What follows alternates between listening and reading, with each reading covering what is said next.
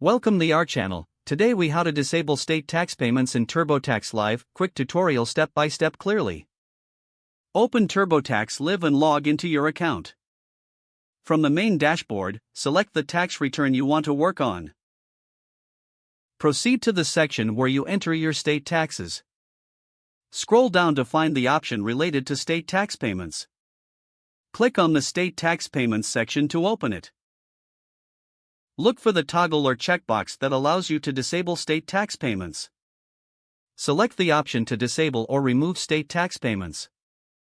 Confirm your selection when prompted by the application.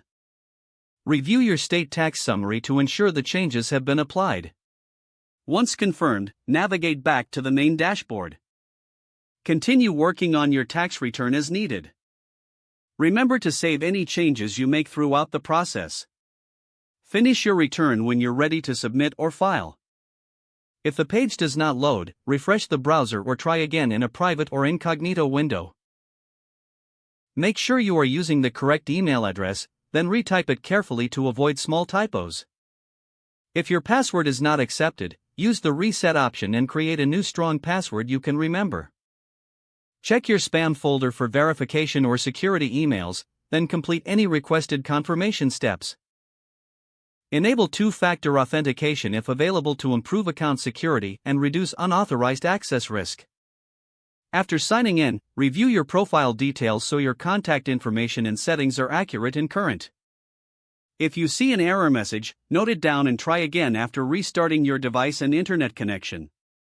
Log out when you finish, especially on shared devices, to keep your account and payment information secure. If the page does not load, refresh the browser or try again in a private or incognito window. Make sure you are using the correct email address, then retype it carefully to avoid small typos. If your password is not accepted, use the reset option and create a new strong password you can remember.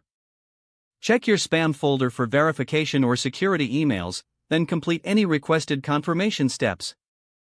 Enable two-factor authentication if available to improve account security and reduce unauthorized access risk. After signing in, review your profile details so your contact information and settings are accurate and current. If you see an error message, note it down and try again after restarting your device and internet connection. Don't forget to like this video and subscribe to our channel for more step-by-step tech guides.